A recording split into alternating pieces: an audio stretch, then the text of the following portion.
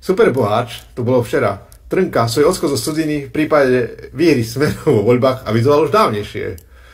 Takže vlastne my musíme ďakovať, že vyhral Smer, lebo sa toto očistí.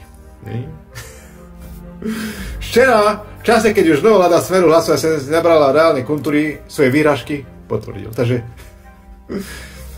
Fico zničil miliardárov. Kúrnik šopa. Viete, aký je rozdiel medzi boháčom a chudákom? Žiadny.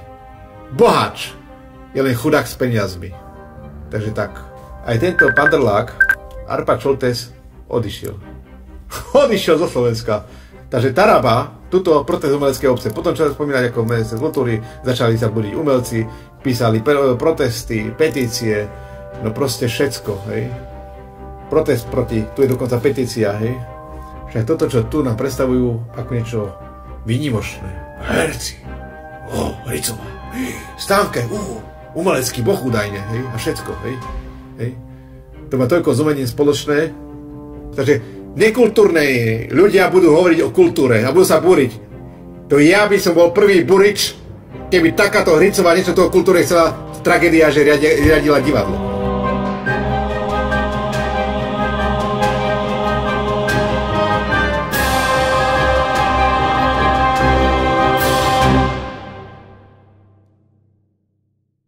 Tu chcem povedať, že jak už bolo teraz povedať, preto pán Taraba je vzadu, prišli herci. Ja sa nemôžem dosmiať, lebo jak zostávali tie ministerstva, tak Tarabo povedali, že Taraba bude minister kultúry a tí pseudoherci sa búria. Taraba, petícia. Umelci sa búria proti podpisu, umelci sa búria, podpísali petíciu proti Tarabovi. Poslanec obetol, že má byť ministrom kultúry. Hej. Tak on aj nechce byť možno aj toto. Taraba má aspoň vtipné hlášky, alebo aspoň slušne rozpráva, komunikuje, má nejakú logiku, hej, to sa nedá porovnať. Ono boli také tendencie o Tarabovi, že on má strávnu život, hej, že ukradne, alebo že vysačkuje preč pána Danka a že on prevezme velenie SNS, lenže, ako som vás minule informoval, Danko minulú sobotu narýchlo zvolal snem SNS, pozvolával okresných predsedov narýchlo, aby podpísali a zvolili ho na ďalšie 4 roky predsedom. Čiže Taraba už nemôže byť teraz jedine, že by Dankovi sa niečo stalo. Predseda SNS, čiže to. Ale Danko sa zabetonoval zo strachu. Zo strachu pred hnevom svojich straníkov, že oni sú mimo hry a do parlamentu dovedol len tých, čo v strane ani nepáchli nikdy, iba tých, ktorých tam nominoval ako na kandidátke, ktorí sa preškrtali cez všelijaké videá a tak ďalej, hej. No, tak potreboval sa, a jednak zo strachu, že by mohol Taraba ho ohroziť, alebo zo strachu pred tými svojimi straníkmi, ktorí sú rozúrení, tak sa nechal zvoliť na 4 roky ďalším predsedom. Toto je úžasné. No a tu sa umelci búria, lebo sa diskutovalo, že Taraba bude minister kultúry. Potom, čo Taraba začal spomínať, ako môže minister kultúry, protestovali voči jeho nominácii viacerí predstaviteľa umeleckej obce. Ja by som povedal, umeleckej ríše by som napísal. Ríša zla. Zvolený poslanec Národnej rady Tomáš Taraba bude novým ministrom kultúry, pre TSR potvrdil, že nemá záujem o tento rezort. Protest umeleckej obce. Potom, čo Taraba začal spomínať, ako môže minister kultúry, protestovali viacerí ako tí členovia tej umeleckej obce. Informácia o tom, že by mal byť ministrom kultúry, označil Taraba na sociálnej sieti za hoax. Chce však urobiť všetko preto, aby kultúra vrátila sa Slovákom. Aj ministerstvo pravdy, vidíte, by mohlo vzniknúť. Ministerstvo pravdy, to by bolo úžasné. Alebo keby vzniklo ministerstvo pre mimovládne organizácie, ja som prvý, alebo úrad pre kontrolu mimovládnych organizácií, ja by som bol prvý na rade. Ja by som to vymázal z povrchu zemského všetko. Ja som najväčší bojovník proti mimovládnym organizáciám financovaným zo zahraničia. Môj názor je taký, že by som malo byť najlepšie zrušené. Ja by som pripravil aj legislatívu na to, aby prestali existovať mimovládne organizácie v tejto podobe, ako je. Petkova by bola nastúpená a všetci títo nadácia ESET, aj Trnka, miliardár, odchádza do Slovenska, lebo nechce tu byť, keď tu bude vládnuť Fico. Hamran končí vo funkcii, už nebude policajný prezident.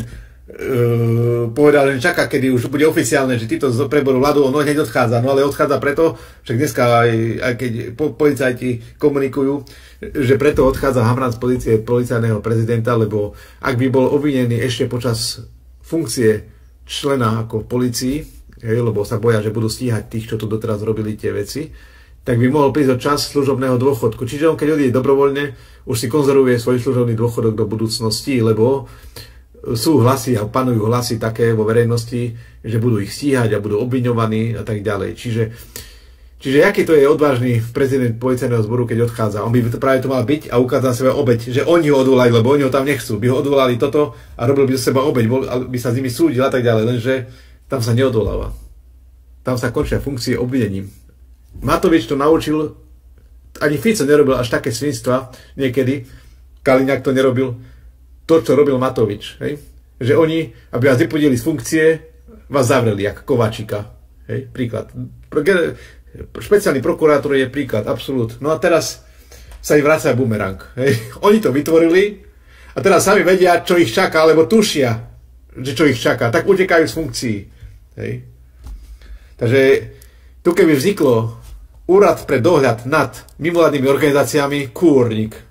Demokracia, nedemokracia, to by boli čističky. A odkiaľ platba? A čo to je platba? To ja by som len kontroloval od rána do večera. To by som škrty robil. Pani Petková, poďte sem. Tuto sadnite. Pani Čaky Baba, nech sa páči. Tu nejaká platba 100 000 od Šoroša. Čo to je? Od 10, čo to je? Kúrnik, to by bolo. A kde to išlo? Do vášho bytu? Lebo čak ja som odhadol, že v jej byte je investigatívne centrum Jana Kuciaka. Arpa Šoltec odchádza. Všetci odchádzajú. Však tu pozrite, Trnka, odchod. Trnka, miliardár, Trnka. Miliardár sa bojí. Toto už je neuveriteľné. Trnka, odchod. Odchod zo Slovenska. Trnka uteká zo Slovenska. Presťahuje sa. Milionár Trnka z Esetu uteká po voľbách zo Slovenska. Presťahuje sa do tohto zámku na pobreží. Superboháč, to bolo včera, Trnka svoj odchod zo cudziny v prípade výhry Smeru vo voľbách avizoval už dávnejšie. Takže vlastne my musíme ďakovať, že vyhral Smer, lebo sa toto očistí. Včera, v čase, keď už nová vláda Smeru hlasovať sa nabrala reálne kontúry, svoje výražky potvrdil. Takže Fico zničil miliardárov. Kúrnik šopa. Ani inflácia, ani globálna kríza. Jeden Fico a miliardári sú skončení. Miliardári z chatrče, niktoši s peniazmi utekajú. Posraní miliardári. Jak hovoril Vasky, to povedal dobre. Viete, aký je rozdiel medzi boháčom a chudákom? Žiadny. Boháč je len chudák s peniazmi. Takže tak. Teda minimálny. Časť obyvateľov túto informáciu zobralo historicky. Na sociálnych sieťach začali pridávať príspevky, ktoré sa odporúča opustiť svoju krajinu. Takže oni ešte aj poplašnú správu, aby ešte Trnka stihol utiec, aby ho nestíhali, jak mňa, za všelijaké tak mňa nestíhali nikdy za šírenie poplašnej správy, ale tu by jedno také stíhaničko by sa hodilo. Za šírenie poplašnej správy. Utekajte do Slovenska, je to Fico. Čo to je za tak to je jak poplašná správa. Naznačil jeden z najbohatších Slovákov, Trnka z firmy Eset. Jeho majetok sa odhaduje na 800 miliónov eur. Wow. Uteká, lebo sa bojí, že to prepadne. A koľko pani Petková bude mať krízu. Pani Petková v nadácii Zastavme korupciu, ktorý pán Trnka založil, tam bude kríza. Keď aktívny politik denne generuje klamstvá o Esete, je to útok na nebývalého rozsahu. Ak by sa to malo stať normou, zrejme by naozaj bolo lepšie presunúť sa inam. Kde sa také veci nedejú, povedal Trnka, ktorý minul index narážka na politiky strany Smer, ktorí na firmu často útočili. Vidíte. Tu niekto povie slobodný názor a oni všetci to berú ako útok. Aktuálne predstaviteľ digitálnej aristokracie svoje predchádzajúce vyjadrenie korigoval. Ale len častočne z jeho slov vyplýva, že sa chystá dať rodnej krajine zboho. Celý kontext mojej odpovede bol, že ak budú živé útoky na firmu, ale aj na mňa a moju rodinu pokračovať, a títo politici sa dostanú k moci, budem zvažovať odchod do Slovenska. Ja ako fyzická osoba sa z tohto dôvodu naozaj plánujem do Slovenska odsťahovať, hovorí miliardár Trnka. Miliardár odnikiaľ. Trnka uteká. Čiže Trnka uteká, uteká zo Slovenska Arpad Šoltés, ten sa už dokonca. Čiže my ďakujeme Ficovi a voličom, ja ďakujem voličom, že zvolili Fica, aj tento pandrlák, Arpad Šoltés, odišiel. Odišiel zo Slovenska. To je najlepšia správa všetkých čias. Že Arpad Šoltés, ktorý mimochodom zdieľal rovnakú adresu ako pani Petková, odchádza zo Slovenska.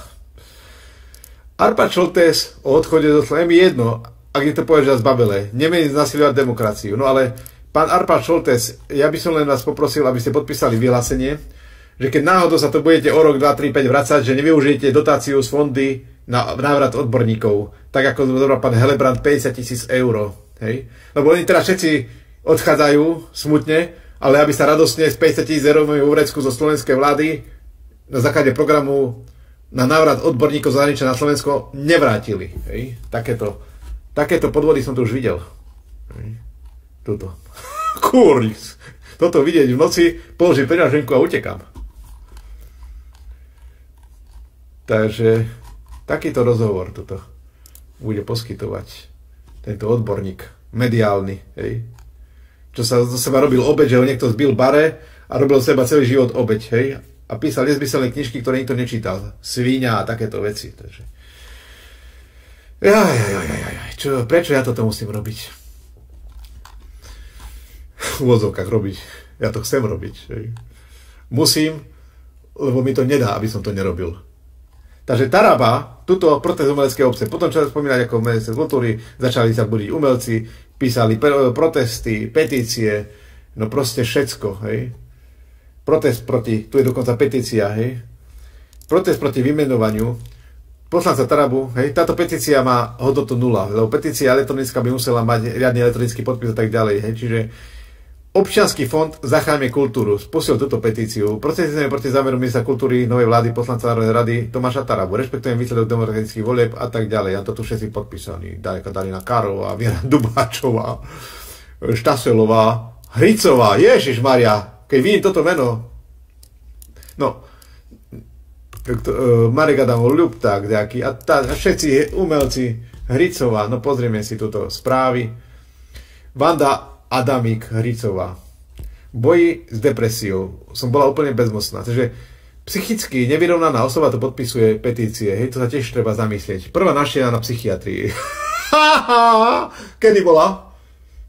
Ešte pred voľbami, takže vidíte, psychicky nespôsobila osoba, ktorá má problémy so sebaurčením alebo s depresiami a tak, však bohužiaľ je to choroba ako každá iná, treba s tým zapasiť. Prajeme jej uzdravenie pani Hricovej. Aj takáto príde, ktorá má psychické problémy a tuto bude petície podpisovať. Petícia. A bude tu popudzovať. Hej?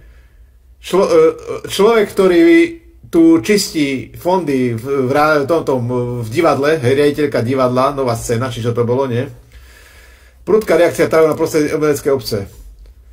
Toto im odkázal. Umelecká obec sa zbudila proti Tarabovi, no a tu ideme. Známe osobnosti od kultúrneho života, sa rozlivia nesúhlas, hej, a tak ďalej. Sa kulárne informácie, hej. Ešte včera apelovali na prezidentku Zuzanu Čaputovú, aby Tarabu do funkcie neimenovala. Neskôr potom poslanec sa odmietol a poslal im štiplavý odkaz. My dolu podpísaní umelci, hej, protestujeme proti zámeru menovať za ministra kultúry Tarabu. Ani ho nepoznajú. Poznali iba tie jeho také, by som povedal, veľmi ako mudré a vtipné, ale ja to takto hodnotím. Pár statusov, čo pekných napísal, tak oni sú pobúrení. Lebo zase prečili v inteligencii, tak hlupáci sa búria. Rešpektujeme výsledok demokratických volieb i právo víťazov zvoliť novú vládu. No v žiadnom prípade nesúhlasíme s tým, aby rezort kultúry viedol človek, ktorý sa pred pár rokmi dostal do parlamentu na kandidátke LSNS z neho petícií. A to je zástupný. Hovorím, kto ich prečí v inteligencii, burani nastupujú. Burani herci. Havran, niktož. Havran, ktorý by sa nevedel uživiť, keby Havran robil videá, jak ja po internete, to nemá žiadnu sledovanosť. Hej. Ale tunelovať fondy RTVS, to sa mu páči. Adi Hajdu, Pavlíkov, áno, samé, dnes nič, čo iba na štátny rozpočet, tak sme robili video druhý diel s Grigorim, jak povedal o tej umeleckej švarge, dajte si rozhovory s Grigoriom, meké Y-Y-O-M na konci, Grigoriom, druhý diel, tam presne hovorí o tých umelcoch, jak cucajú. Hej. Neaby sa živili poctivou prácou, cucajú. Vidíte, mne prispiejete, lebo hodnocujete moju prácu, tu ako som prečítal, tu niekto poslal 20 eur, tu 50 eur, hej. Na dobrovoľnej báze. Ale nie, že niekto z vašich vrecák tu vyberá vo forme daní, vo forme koncesionárskych poplatkov a živí túto lúzu, ktorá tu nič duševné, prospešné pre ľudí, než ešte nejaké hodnoty hmotné by vytvorila. Nič. Naviac. A to môže pani Andy Hricová, alebo jak sa volá Adamíková, tu žalovať. Ja mám svedectva. Hej. Chodila po určitých reštauráciách. Hej. Mala babatko. Hej. To je tak nekultúrna osoba. Čo ona chce o kultúre hovoriť, keď deťatko sa ako vykadilo, hej, ľudovo povedano, posralo do plienok v reštaurácii. Ona v reštaurácii to rozbalí, hej, smrad, všetko, zobere tú plenu, odídu z reštaurácie a plena hodina zasmradená, zaščaná, zasraná pod stolom. Nie, že to zobrala, vyhodila, to ide do koša, ak odíde. V reštaurácii plnej to nechá. Tak toto je kultúra pani Hricová. A to ešte o iných veciach pomlčím. No, humusáci jednoducho. Hej. A to, keď ste vedeli, aké ďalšie informácie sú v databázach. Poslanec za kolejičnú SNS v zápätí posiel do publicistu. Takže nekultúrne ľudia budú hovoriť o kultúre a budú sa búriť. To ja by som bol prvý burič, keby takáto Hricová niečo toho kultúre chcela tragédia, že riadila divadlo. No. Pani Hricovej sa nechcem vyjadrovať, hovorí Taraba, pretože verejne hovorí o sebe, že mala problémy s silnými depresiami. A ten tak hovorí to isté. Ja hovorím, Taraba, to má moje myšlienky. On je špička. Pretože hovorí verejne o sebe, že mala problémy s silnými depresiami, tak aby ju nerozhadzovalo. No viete, ja svetovania nemám, pán Taraba. Vy ste aspoň slušný, kultúrny na rozdiel do mňa. Hej. Ja som buran, tiež ako. Hej. Ja keď vidím zlodejov a podvodníkov a takýchto nekultúrnych, ja musím. On ju šetrí. Havran je človek, ktorý šíri nenávisť. Bol za to aj trestne stíhaný a musel žobrať paragraf 363. Paragraf 363, voči ktorému sa buria, ale pomohol im. Mnohým pomohol. A toto aj Havranovi, bo aj on bol stíhaný. Je to spoločenský extrém, ktorý zatiaľ v každej spoločnosti existuje, ale nemal by mať miesto kruhu verejnoprávnej televízie. Taraba sa vyriadal tým, že kultúrne si predsa len posvetí. Neplánoval som agende kultúry vedovať, ako hovorí dneska Taraba, ale po splašenej hysterii umelcov, ktorých hlavná tvorba je natáčať polovné spoty pre Progresívne Slovensko, dám verejný prísľub, že v rámci koalície budem presadzovať také zmeny, aby táto 3% komunita umelcov prišla o svoje privilegia, ktoré si vylobovali za cez politické službičky, ktoré poskytujú peniaze a peniaze sme nasmerili na obnovu kultúry, hradov, zámkov, podporu lokálnej kultúry. No presne tak. Známe osobnosti vyčítajú a podporu mladých talentov. Však toto, čo tu nám predstavujú ako niečo výnimočné. Herci. Hricová. Stánke, umelecký boh údajne, hej, a všetko, hej. To má toľko s umením spoločné, jak ja neviem čo, proste nič, hej. Tak radšej podporím mladé talenty, lebo keď si zoberete, tá herecká mafia tu propaguje len sama seba, svoje detičky uprednostňuje, čo je toto, hej, z RTVS, to všetko treba prečistiť, hej, RTVS vymeniť riaditeľa a prečistiť tú hnilobu tam. Hej. Hnilobu, primitívne projekty, všetko vyčistiť. Viete, koľko miliónov by sa to ušetrilo na predražené veci, jak som ukazoval vyberáčov, najväčších vyberáčov peňazí, či to bol Židek 2 milióny, či 3 milióny eur vyťahol na nebičko papulke. Hej. Jedna kuchárska relácia, ktorú nechce robiť na YouTube, ale nechcú sa 3 milióny z RTVS-ky, z vašich daní. Alebo táto, no tá rodina, napíšte mi tu rýchlo, jak sa volá táto, čo vyberali RTVS-ku. Malachovská. To si dáte tu video. Malachovská. Klan Malachovská. Klan Malachovská. Ďakujem za pripomienku.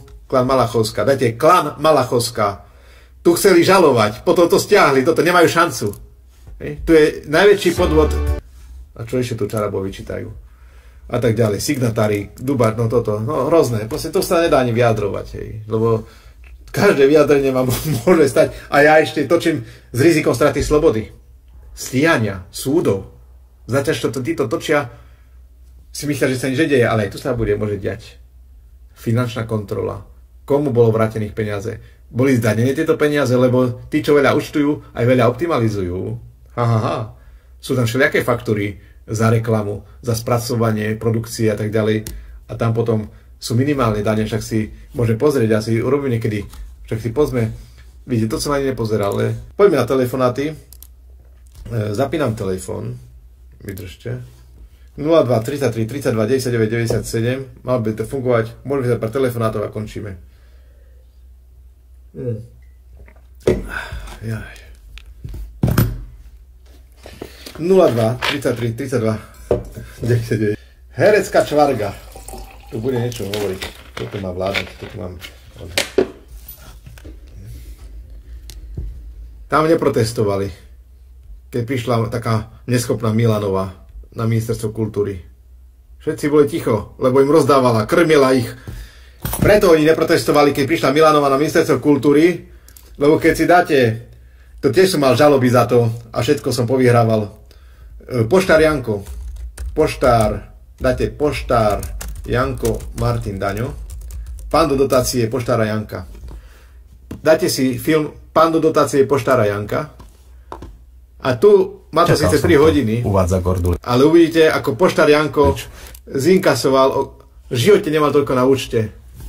Ona ich krmila, všetkých umelcov, všetkých príživníkov, celú čvarku. Im dávala 100 000 eur. Preto herci boli ticho, keď to bol Matovič, lebo dostávali štedré zdroje z ministerstva kultúry, takzvanú Pando dotáciu. Hlavne sa to prebiehalo formou jednosobové SROčky, kde aj simuláciou vzniku alebo zmeny SROčky na to, že tá SROčka mala iba jedného spoločníka, si dokázali vyťahnuť aj 50, 100, 200 tisíc eur na jednu SROčku. Konkrétne v tomto prípade Poštár Janko vylúčil ženu a tak ďalej, aby bol sám SROčke a zinkasoval niekoľko stoviek tisíc eur. Hej, tuto. Poštár Janko, a tu mal ešte straty a všetko, hej. Ja som na to dával podnet. Trestné oznámenie som podal na Gortulíča. Možno to ešte riešia, lebo mi neprišlo výsledok. Som podal trestné oznámenie na Gortulíča, že dostal koľko? Mal iba jedného zamestnanca s minimálnou mzdou a dostal 303 a dostal koľko? 75 000 eur dostal, hej, od štátu. Ale to bol on sám zamestnanec. Čiže to si v tomto filme, unikátny film, Pán do dotácie Poštára Janka, Gin 2128, hej, nájdete kompletný popis, ako fungovali podvodné dotácie, ktoré dalo ministerstvo kultúry, a preto oni neprotestovali, lebo ich živili. Preto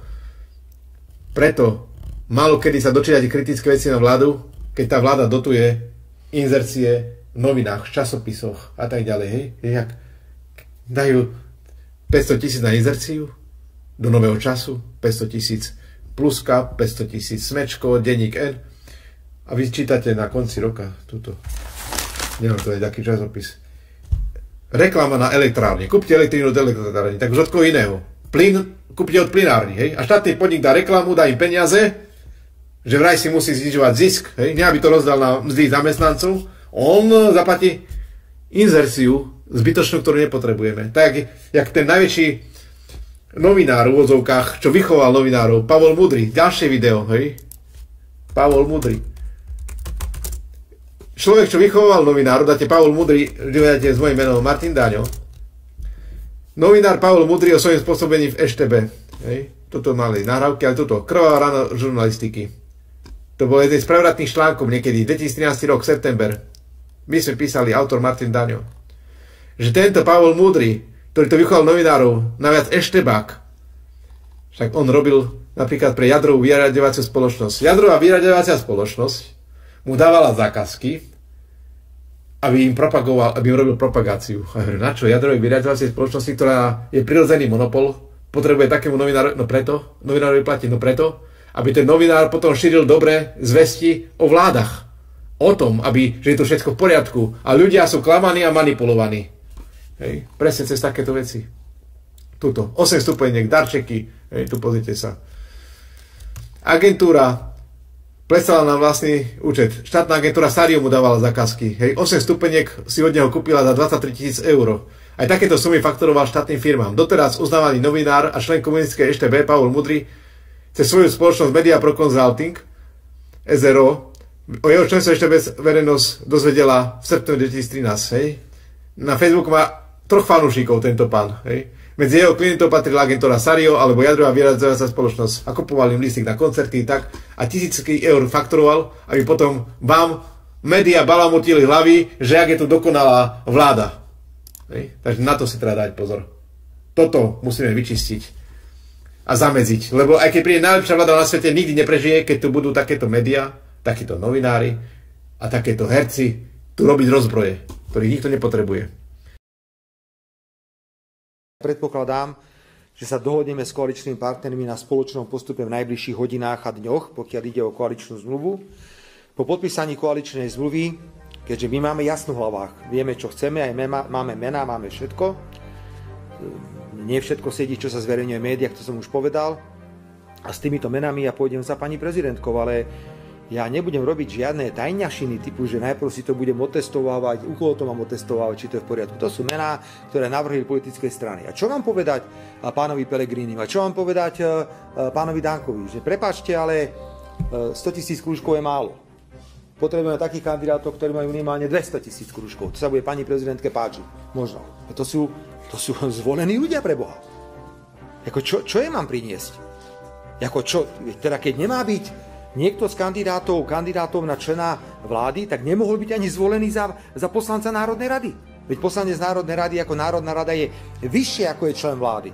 Tak teda, ak je dobrý na poslanca, musí byť dobrý aj na člena vlády Slovenskej republiky. Ja pôjdem za pani prezidentkou s menami. Môj záujem je zostaviť vládu čo najrýchlejšie.